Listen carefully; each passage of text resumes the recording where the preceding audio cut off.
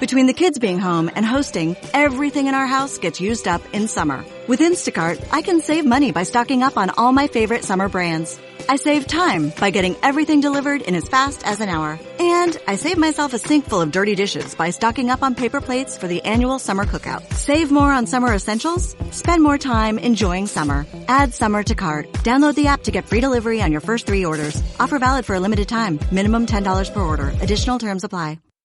Welcome to the Human Capital Innovations Podcast, your go-to source for personal, professional, and organizational growth and development. We hope you tune in often for all things people management, organizational development and change, organizational leadership, and social impact related. Maximize your personal and organizational potential with Human Capital Innovations Podcast.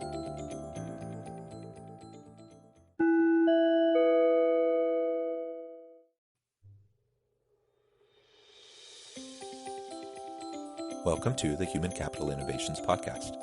In this HCI podcast episode, I talk with Merrick Rosenberg about personality styles, team dynamics, and leadership in organizations.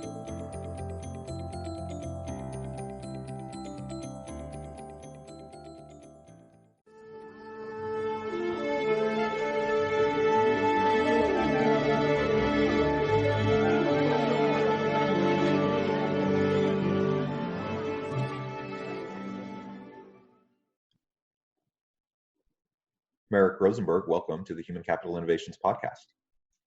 Thanks for having me, John. Yeah, I'm excited to have a chance to chat with you. You work in the space of personality and how that intersects with leaders and teams and organizations. And, that's a lot of the world that I work in as well. And so I think it'll be a really fun, lively discussion today. Personality plays out in everything we do. So we'll see how it plays out with leaders and teams. It's critical when people get it, changes everything. Absolutely. As we get started today, I want to share a brief bio with the listeners. Merrick Rosenberg co-founded Team Builders Plus in 1991 and Take Flight Learning in 2012. He's the author of Personality Wins, The Chameleon, and Taking Flight, 3 books about personality. Under Merrick's leadership as CEO of Take Flight Learning, his company has been selected as the New Jersey Business of the Year and named one of the fastest growing companies and best places to work in the Philadelphia area. Merrick received his MBA from Drexel University, who recognized him as the Alumni Entrepreneur of the Year. Merrick has worked with more than half of the Fortune 100 companies in the U.S. and around the world. Really great, robust background and profile. You're doing a lot of great work entrepreneurially, but also, working with organizations to help them improve. So super exciting to have a chance to chat. Anything you would like to add before we really launch into the discussion? No, I appreciate you having me. Really personality, when people know themselves, the most self-aware people are the most successful. So it's all about understanding yourself and understanding others and how you can drive success. Awesome. Great.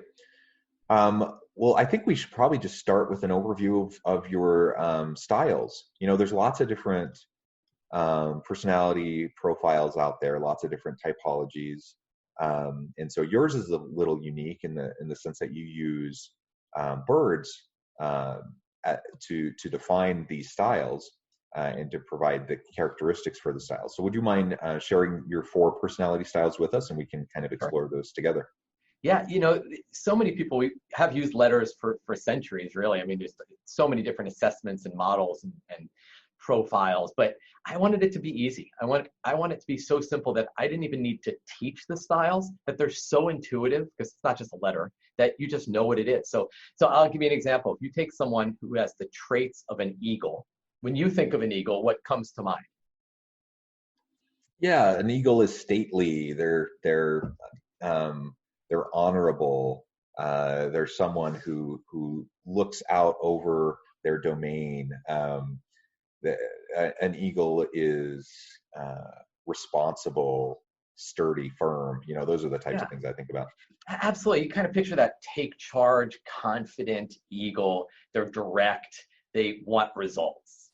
So exactly right. So when you think of a parrot, they have a very different energy than an eagle. What comes to mind? A parrot seems I don't know if this fits with your actual profile, but when I think of a parrot, I think of sing song, I think of fun, I think of color and energy and those sorts of things. Yeah, exactly. Once again, exactly right. They're fun, they're enthusiastic, they're optimistic. Everything about them is positive. It's all good. It always works out for the parents. How about when you think of a dove? Once again, a very different style. What do you think of? Well, dove is a symbol of peace. So I think of peace. I think of beauty. I think of um, uh, I think of someone or something that just has a nice. I can't think of the word I'm trying to spit Yeah, out. they're just kind and caring Yeah, and and passionate. It's exactly right. I mean, they're the just symbols of harmony. a lovely creature that Yeah, that people look towards. Yeah, for peace. yeah, exactly right. They're harmonious and they're caring and compassionate and peaceful. The peacemaker, you get it. How about the owl? When you think of someone had those traits of an owl, what do you think they're like? Well, an owl, stereotypically we say the owl is wise, right? So the owl is all seeing, they're wise, they're knowing, and not necessarily someone I would want to go like hang out with, but someone that I would trust. Well, and trust with the data, because Yeah. for the owl, and you use the word wise, and like any style can be intelligent, but we do attribute that to the owl. In fact, every cartoon owl that's ever drawn is pictured as wise because they're about knowledge and information, and they're going to do something, they're going to do it right. They have a process and a plan. So what you did there is exactly what happens when I introduce these in organizations. Is they're so intuitive. So I don't have to spend so much time teaching a model. I get to spend my time talking about how do you apply it as a leader within your team, in your relationships, in your life. And to me, it's all about application. If you can look at these styles and they're intuitive today, they'll be intuitive 5 years from now. But if you had to memorize it today, you'd probably forget it in the future. Yeah, good. Anything else you want to share as just a brief overview of the styles? Yeah, I mean, look, we're not just one of them. We're a combination of all of them for sure. Sometimes maybe a little different at home than at work, and that could be true. The role that you're in could pull out certain behaviors. But look, we all are probably one or two of them that are pretty strong for us. But you can, of course, display any behavior. Look, no matter what your style is, yes, you can display eagle, parrot, dove, or owl traits.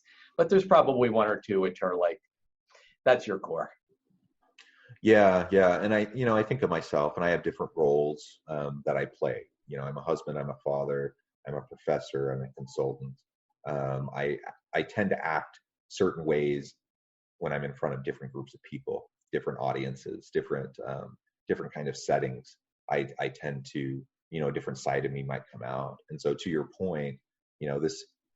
And this is actually one of the reasons why, sometimes I get a little nervous when I talk about personality profiles because of some of the experiences I've had with people being really overly rigid and dogmatic about profiles, such as, you have ones like the color code, or you have the Big Five, you have Myers-Briggs, and people become kind of disciples of the style, I found, and then they go around trying to put people into buckets rather than using it for what it's the real value of the styles is self-reflection and better understanding ourselves and our connection with other people, rather than being dogmatic about, well, this profile says this, so that means you must be doing this and blah blah blah.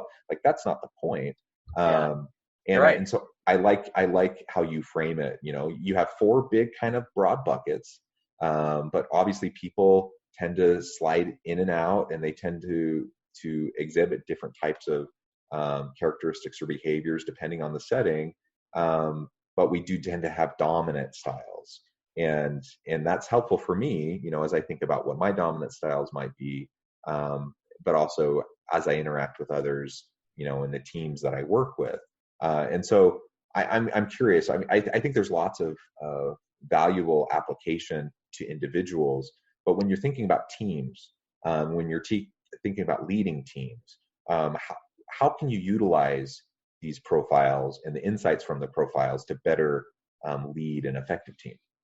Yeah, when I use these profiles in training programs, it's funny because if I can spend an entire day with a team, maybe 15 minutes is spent on the profile itself.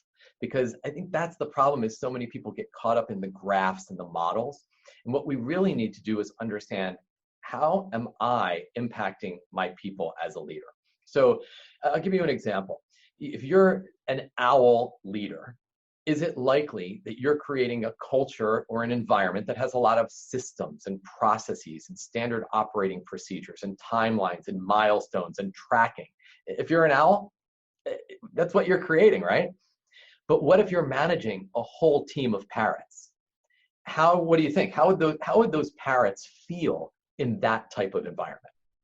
Yeah, it just doesn't fit. I once was working with a big electronics organization in Asia, and I was talking with one of the kind of, not C-suite, kind of a rung down, but senior leadership individuals, and they had just come from a 2-year stint. They do a rotation where they want people to go out and spend time in other countries, and so he'd spend a 2-year stint. This is in South Korea. So this South Korean leader had spent 2 years in Brazil, running a factory and the operations in Brazil. And as you shared that personality difference, between the owl and the parrots, it immediately made me think of this Korean manager and then a whole bunch of Brazilian workers.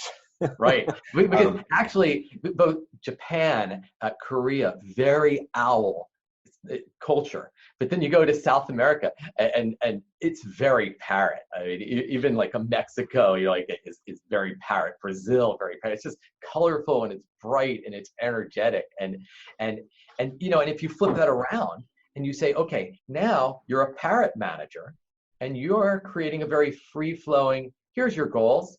I believe in you. Go for it. Make it happen. But you're managing a whole team of owls. How do those owls feel?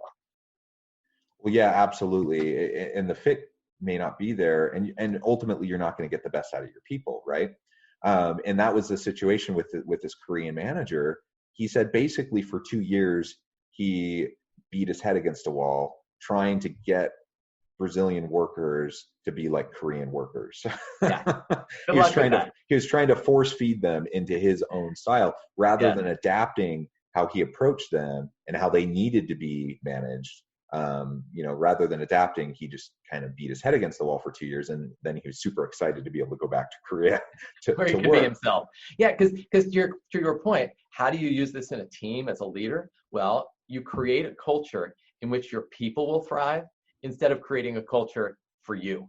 And the problem is that managers often are creating an environment that would work for people like them, but they're not thinking, what do my people need? Eagles need a very different culture than doves.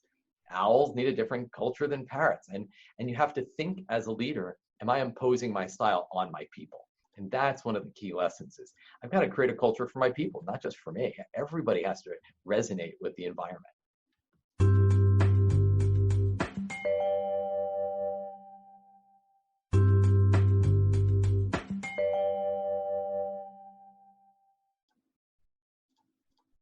Yeah, absolutely. And so I wonder how that also fits, in your perspective with leaders as they're forming their teams and as they're trying to maintain their teams.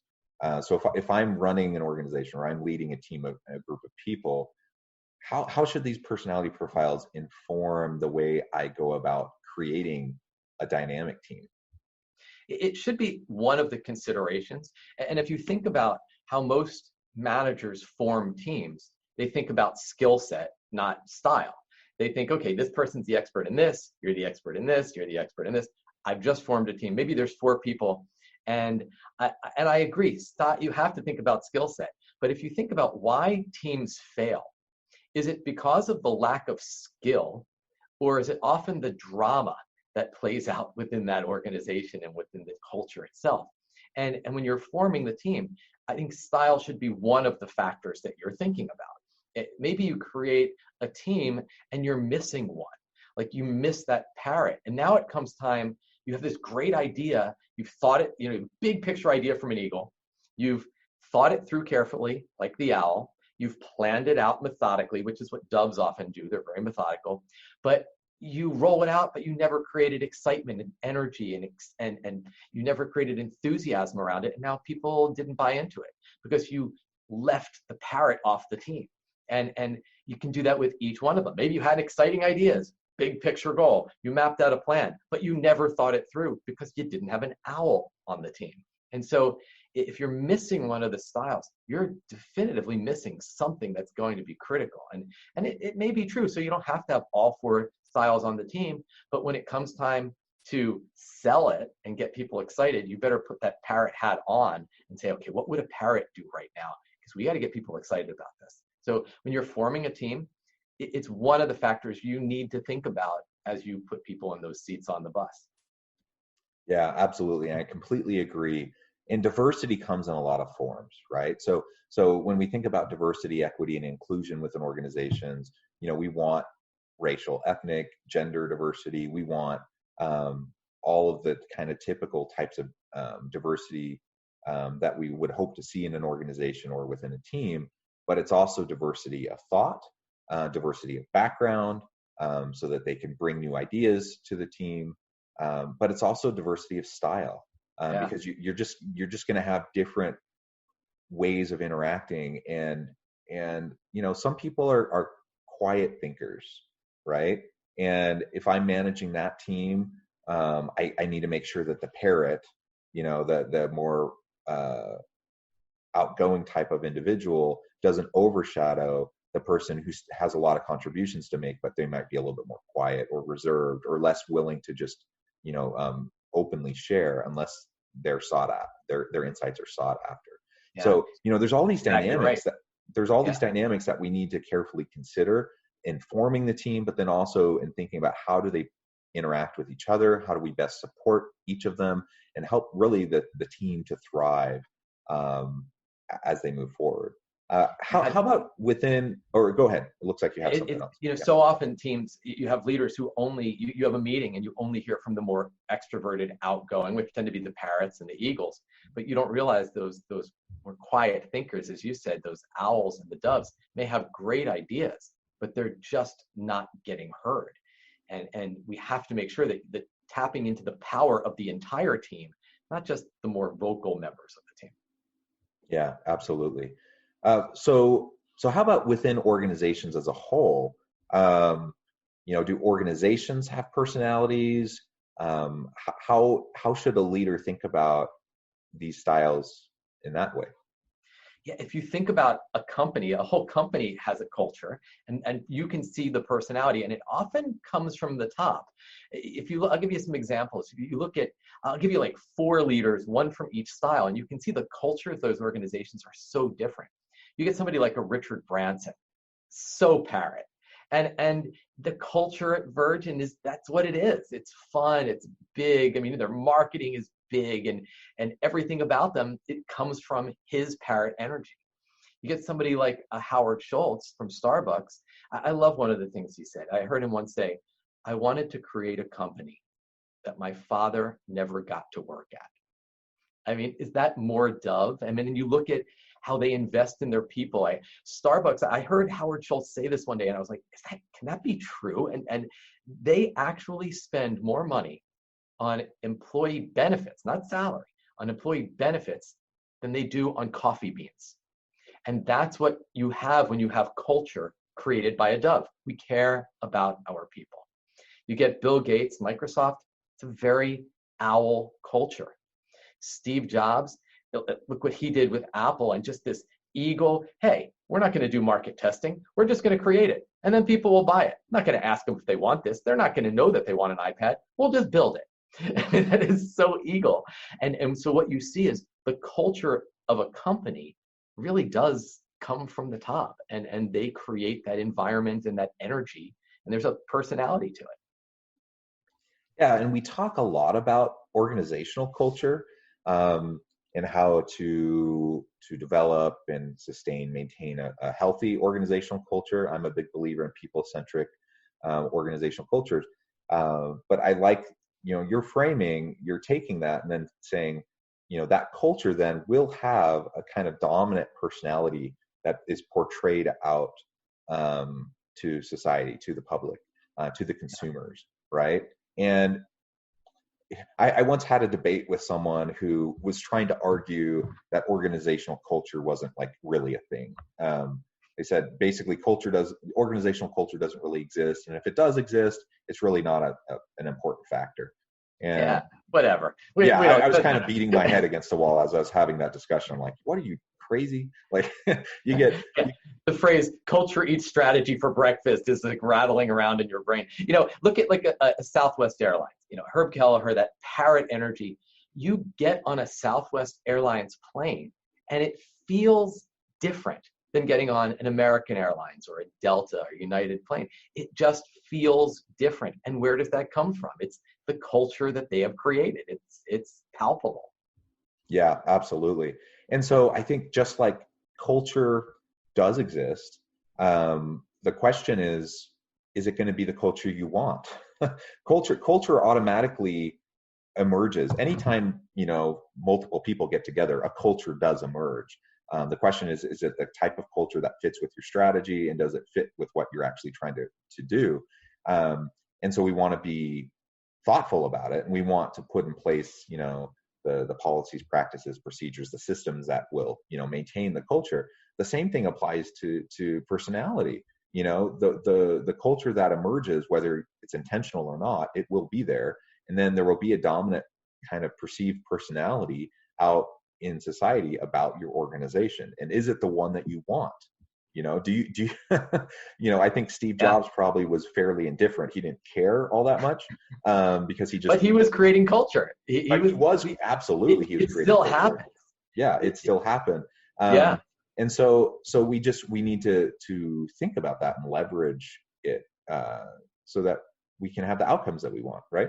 Yeah. Is it intentional? I always, when I'm working with teams, I'm always talking about, are you a co-creator of culture or a passive recipient of culture? Is culture something that just happens because it's going to happen? Or are you consciously creating the type of environment that you want to create? And for companies that are intentional and very conscious about what they're creating, they tend to create very defined cultures where people thrive. Other companies who you will have culture, but you just may not really think about it. And then you may have turnover, and you look at it and say, yeah, they just didn't really fit. Not everybody fits here. You're not even sure why, or somebody who would fit here. But if you're conscious and you really are clear and intentional, you create an environment that your people can thrive in. I absolutely agree. Well said. This has really been a fun discussion, and we're about out of time, which is too bad because we could go on and on and on. But before we part ways, I do want to give you a chance to share with the listeners how they can find out more about you, your business, the type of work that you're doing, so they can reach out if there's anything you could help them with. Yeah, at Take Flight Learning, we teach people how to use their personality to drive success. So we have a whole series of training programs, from conflict management to innovation, leadership, to just our classic Taking Flight with Discs program, which is teaching you how to use the personality styles. We actually certify trainers as well. We have trainers all over the world that deliver our training programs. And it's a lot of fun. Philosophically, I just believe that you should go to these sessions, and it should be so engaging. You just say to yourself, I want to do that again. But you should also be changing future behavior. So if it's engaging and it changes future behavior, then you've got something. So that's what the training programs do. They teach you how to be better leaders, better team members. And I think it also plays out in our lives too, in our personal relationships with our spouse, our children, and hopefully people take what they learn. Our personality plays out everywhere. You can check out the books too. I've written a couple books. The Chameleon is a lot of fun. It's a collection of fables, 22 fables, kind of torn from the pages of my own life with eagles, parrots, doves, and owls. And they're funny, but they really do teach you about yourself and how you're interacting with others. Awesome. That's wonderful. I really, really appreciate the time that we've had together today, as short as it may have been. And I appreciate you sharing all those resources with us. I encourage listeners to reach out and make sure that you get a chance to connect with Merrick and his company, learn more about him, check out his books. Thank you so much for the time together. I hope everyone stays healthy and safe, and have a wonderful week.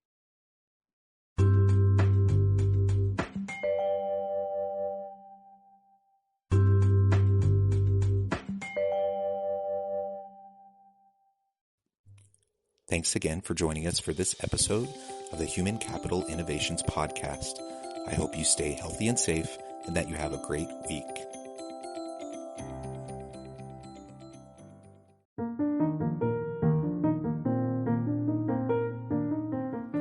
Check out our new weekly LinkedIn newsletter, Alchemizing Human Capital, exploring industry trends via original research and interviews with executives and thought leaders from across the globe. We look forward to having you join us.